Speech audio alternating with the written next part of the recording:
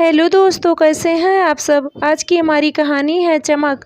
आओ बहू, आज से ही तुम्हारा घर है और इस घर की जिम्मेदारी भी अब तुम्हारी है। लो भाई, हमारी जिम्मेदारी अब यहाँ ख़त्म हुई। पूरी दुनिया में खोज की, तब जाकर तुम्हें ढूंढकर अपने घर की बहू बनाई हूँ। तो अब संभालो अपने घर की जिम्मेदारी को, क्योंकि जब तक बहू घर को नहीं अपनाती वो उसे ससुराल ही लगता है। उम्मीद करूँगी कि तुम मायके की यादों को भुलाकर यहाँ अच्छी यादें बनाओ और घर की शांति बनाए रखना। एक सास को इससे ज़्यादा और क्या चाहिए। तुम्हें अपने जिगर का टुकड़ा दिया, इससे बड़ा उपहार क्या दे सकती हूँ। राजमती भी अपनी नई बहू पूजा से कह रही थी। राजमती जी की ननद गीता जी बोली, सही कहा आपने भाभी, अरे बेटा दे दिया तो और क्या चाहिए। पर मुँह दिखाई में नेक के तौर पर कुछ तो दोगी या इतना कहकर पल्ला झाड़ लोगी। देख लो, अगर पहले उपहार में कंजूसी करोगी तो कहीं बहू का रवैया सबके लिए अच्छा और तुम्हारे लिए अलग न हो जाए। इतना कहकर वो ठहाका लगाने लगी। राजमती जी बोली, दीदी कोई कुछ बोले ना बोले, ननद का बीच में मसाला मिलाना तो सदियों से चला आ रहा है। अच्छा हुआ मेरी बेटी नहीं है। कम से कम अगर बहू से कुछ मनमुटाव होगा तो बस मुझसे होगा और वो हम सास बहू मिलकर सुलझा लेंगे। कम से कम इसे अपनी ननद की तीखी कटाक्ष तो नहीं सुननी पड़ेगी। इतना कहकर वो हंसने भी लगी तो गीता जी मुँह बनाने लगी। औरतों की बातें तो कभी खत्म ही नहीं होती। तभी बीच में राजमती जी का बेटा शिवम बोला, माँ अगर आप लोगों का मनोरंजन खत्म हो गया हो तो बाकी की रस्में भी खत्म कर लो। मैं बहुत थक गया हूँ। अपनी बहू को जितनी देर बैठाना है बैठाइए, पर ये ध्यान रखना कि ये भी लंबा सफ़र करके आई है। गीता जी चुटकी लेते हुए बोली, देख लो भाभी, पराई लड़की का गृह प्रवेश करवाई हो और आपका अपना बेटा अभी से पराया हो गया। राजमती जी बोली, दीदी आप तो रहने ही दीजिए, सही तो कह रहा है। वो थक गया होगा और बहू भी थक गई होगी। वैसे भी सारी रस्में खत्म हो गई है। शिवम, बहू को कमरे में ले जाओ। गीता जी बोली, एक बात बोलूं, जब बहू नई नई होती है तो सास कुछ ज़्यादा ही प्यार लुटाती है। ऐसे में बहू सर पर बैठ जाती है। तो ध्यान रखना, मेरा फर्ज था आपको सचेत करना। आगे आपकी मर्जी, क्योंकि अनुभव भी कोई चीज़ होती है। राजमती जी बोली, दीदी आप मेरी चिंता ना करो, मेरी भी उम्र हो गई है। अब मैं किसी की बहू और भाभी नहीं बल्कि सास भी बन गई हूँ। अब तो कम से कम अपनी भाभी को किसी लायक समझो। मेरी बहू की जिम्मेदारी अब मुझ पर है। कहकर उन्होंने उस बात को उसी समय खत्म किया। समय धीरे धीरे बीतने लगा। पूजा उस घर को और घर वालों को अपना समझने लगी और भगवान से यही विनती करने लगी कि ससुराल वाले भी उसे अपनाएं तो बात बन जाए। एक रोज़ पूजा ने बड़े प्यार से राजमती जी से कहा, मम्मी जी रसोई में आपको गर्मी लगेगी, मैं पापा जी के लिए चाय बना देती हूँ। आप बस इतनी मदद कर दीजिए कि सूखे हुए कपड़ों को मुझे लाकर दे दीजिए।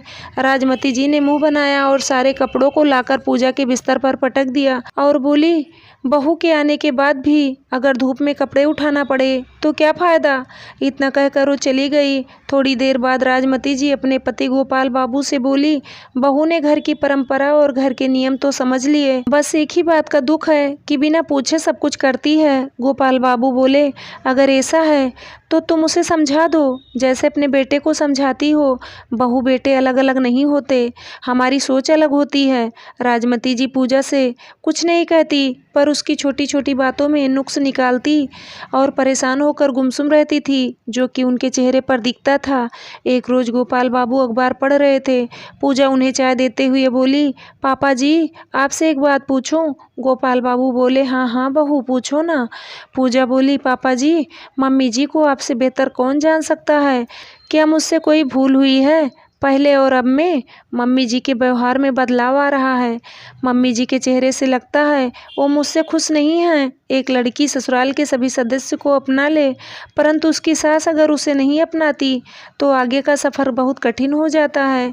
गोपाल बाबू ने कहा, बहू तुम समझदार हो, मुझे नहीं लगता तुम्हें कुछ समझाने की ज़रूरत है। हाँ, राजमती चाहती है कि कुछ चीज़ों को तुम उससे पूछ कर करो, बस उसी में वो खुश हो जाएगी। पूजा बोली, बस इतनी सी बात। अगर मुझे पहले पता होता तो ये समस्या तो मैं पहले भी सुलझा लेती। बहुत बहुत धन्यवाद पापा जी। आप देखिए मैं मम्मी जी को कैसे खुश करती हूँ। इतना कहकर पूजा खुशी खुशी वहाँ से चली गई। आए दिन राजमती जी की गीता जी से बातें होती रहती थी और वो उनके मन में बहुओं के खिलाफ नए नए बीज डालती रहती थी। अगले दिन शिवम घर में था। पूजा बोली, मम्मी जी आज खाने में क्या बनाना है? राजमती जी बेटे की तरफ देखी। शिवम बोला, माँ ये आपसे पूछ रही है, आप मुझे क्यों देख रही हो? राजमती जी बेटे को खुश करने के लिए बोली, जो जी चाहे बना लो। अब जब बेटा और घर तुम्हें सौंप दिया है तो क्या सवाल जवाब? क्यों शिवम? वहीं बैठे गोपाल बाबू बोले, दिल से कह रही हो या बेटे को खुश करने के लिए? राजमती जी बोली, कैसी बातें कर रहे हैं, बहू बेटे क्या अलग अलग होते हैं? पूजा मुस्कुराते हुए वहां से रसोई में चली गई और सबके लिए गर्मा गर्म पोहा, धनिया की चटनी और छाछ बनाई और समय पर सबको खाने के लिए बुलाई। गर्मा गर्म नाश्ता देखकर सब खुश हो गए। जैसे ही उसने राजमती जी को परोसा वो बोली, बहू ये क्या बना दी हो? अरे इससे अच्छा तो पूरी सब्जी खीर बनाती, कम से कम पेट में भरता और स्वाद भी आता। कितना समय हो गया तुम किसी के भी स्वाद को समझ नहीं पाई हो। छोटी छोटी बातें तुम्हें बतानी पड़ेगी। पूजा को बहुत दुख हुआ, फिर भी उसने मुस्कुराकर कहा, मम्मी जी मैंने तो आपसे पूछा था, आपने ही कहा जो इच्छा है बना लो। राजमती जी बोली, ऐसा नाश्ता तुम्हारे मायके में करते होंगे, मेरे घर पर नहीं। पूजा बोली, मम्मी जी अब ये घर मेरा भी है, ससुराल है तो क्या हुआ, घर है। मैंने ससुराल को अपनाया, बस ससुराल में आप मुझे अपनाएं तो बात बन जाए, फिर हर खाने में भी स्वाद आ जाएगा। उनकी बातों को नज़रअंदाज करते हुए सबको मुस्कुराकर खाना खिलाया और अपने लिए भी लेकर बैठ गई। अब ये रोज़ की बात हो गई थी। पूजा उनसे हर रोज़ पूछती थी, दूसरों के सामने अपनी छवि खराब ना हो, इस वजह से राजमती जी भी कह देती थी, अपनी मर्जी से कुछ बना लो, और जब वो करती तो उसमें वो नुक्स निकालती थी। धीरे धीरे पूजा ने उनसे पूछना ही छोड़ दिया। राजमती जी बोली, मैं सोचती थी मेरे घर की बहू दूसरों से अलग है। हाँ घर की जिम्मेदारियां तो संभाल ली, पर अब इस घर में अपना साम्राज्य भी फैलाती गई। गोपाल बाबू बोले, अरे जब राजा बूढ़ा हो जाता है तो अपना साम्राज्य नई पीढ़ी को सौंप देता है, पर तुम अपनी बहू को सब कुछ देना भी चाहती हो और गद्दी भी नहीं छोड़ना चाहती, ऐसा कैसे चलेगा? पूजा वहीं बैठी सब कुछ सुन रही थी। वो हंसकर बोली, पापा जी मैं तो ये कहूँगी जब तक शरीर स्वस्थ है कभी भी अपना सब कुछ बच्चों को नहीं देना चाहिए, क्योंकि आजकल की परिस्थिति और कुछ बच्चों की मानसिकता बदल रही है। आए दिन वृद्ध माता पिता के साथ जो दुर्व्यवहार होता है वो मन को छलनी कर जाता है। ईश्वर न करे कभी किसी माता पिता के साथ ऐसा हो। राजमती जी बोली, मेरा बेटा तो ऐसा नहीं करेगा। हाँ दूसरे घर की आई लड़की का मैं नहीं कह सकती। पूजा मुस्कुरा कर बोली, मम्मी जी जब तक बेटा गलत नहीं करता किसी दूसरे घर की लड़की में इतनी हिम्मत नहीं कि वो मजबूत रिश्तों को तोड़ सके। हाँ वो बात अलग है कि कटघरे में लोग पहले बहू को ही खड़ा कर देते हैं।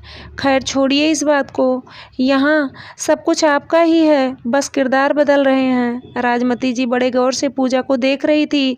पूजा बड़े प्यार से उनका हाथ अपने हाथ में लेकर बोली, मम्मी जी औरत चाहे जिस रूप में हो पर आखिर बेटी, पत्नी, बहू और माँ ही कहलाती है। मैं चाहे कितना भी कर लूँ आखिर आपके बाद ही मेरा नंबर आएगा। इस बात को आप जितनी जल्दी स्वीकार कर लें तकलीफ आपको भी कम होगी और मुझे भी। राजमती जी बोली, बहू तुम्हारे कहने का क्या मतलब है? क्या मैंने तुम्हें किसी चीज़ के लिए कभी रोका है? पूजा बोली, नहीं मम्मी जी आपने रोका तो नहीं है, पर मेरे काम में कमी भी निकालती हैं और खुश भी नहीं रहती हैं, तो इस तरह से मैं कैसे घर को अपना पाऊंगी? मैं बिखरे हुए कपड़ों को हर रोज़ समेटती हूँ, पर रिश्ते ही अगर नहीं समेट पाई तो मेरी मेहनत तो बेकार हो जाएगी। और इसमें कोई दो राय नहीं कि सास के पास बहू से ज़्यादा अनुभव होता है। एक लड़की जब ससुराल आती है तो मायके की यादों को एक बक्से में बंद करके नई यादें बनाती है। ससुराल को अगर लड़की ने अपनाया और ससुराल वालों ने उसे नहीं अपनाया तो कभी भी दोनों तरफ से रिश्ते बन नहीं पाते और अधूरे रिश्ते बहुत खतरनाक होते हैं। इससे ज़्यादा मैं आपसे क्या कहूँ? इतना कहकर पूजा वहाँ से चली गई। गोपाल बाबू बोले, राजमती सोचो वो उम्र में तुमसे कितनी छोटी है, फिर भी कितनी बड़ी बात कह गई। उसे भरोसा था कि जिस तरह से गृह प्रवेश के दिन तुम उसके लिए दीदी से लड़ गई, आगे भी तो उसका साथ दोगी, पर तुम तो बस सास बनकर रह गई। याद रखो, अगर तुम बहू की नहीं बन पाई तो शायद बेटे से भी तुम्हारा रिश्ता खराब हो जाएगा। अपने भविष्य के आईने में क्या देखना चाहती हैं, ये तुम्हें तय करना है, क्योंकि लड़के की माँ बहू ले आती है, पर अच्छी और बुरी बहू वो उसे खुद बनाती है, क्योंकि कोई लड़की मायके से बुराई लेकर नहीं आती। इतना कहकर चले गए। उस रोज राजमती जी को लगा कि कहीं न कहीं गीता जी की बातों का असर है। ऐसा न हो कि दूसरों की बातों में आकर वो अपने समेटे हुए घर को अपने व्यवहार से बिखेर कर रख दे। अब उन्हें अपनी गलती का एहसास हो गया था, तो उन्होंने अगली सुबह एक नई शुरुआत की। अगली सुबह जैसे ही पूजा चाय लाई, वो बोली, बहू आज चाय बहुत अच्छी बनी है, तुम भी बैठकर हमारे साथ पियो। अरे ये घर और हम सब तुम्हारे ही तो हैं। ये सुनकर पूजा हैरान हो गई। उसकी आंखों में खुशी की चमक थी। गोपाल बाबू बोले, क्या बात है, आज सूरज किधर से निकला है? राजमती जी बोली, सूरज तो अपनी जगह से ही निकला है, बस दूसरों की बातों को सुनना मैंने छोड़ दिया है। अब अपने बच्चों की खुशी में खुश रहना चाहती हूँ। रिश्तों को जितना समेटना था बहू ने समेट लिया, अब मेरी बारी है। जब दोनों तरफ से कोशिश होगी तभी तो बात बनेगी।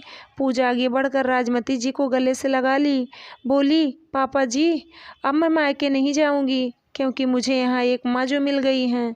शिवम ने माँ और पत्नी को जब ऐसे देखा तो उसकी भी खुशी का ठिकाना नहीं रहा।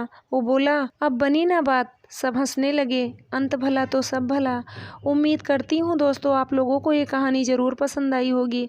अगर आप लोगों को ये कहानी पसंद आई है तो प्लीज़ चैनल को सब्सक्राइब करें, लाइक करें, शेयर करें और एक प्यारा सा कमेंट करें। धन्यवाद दोस्तों।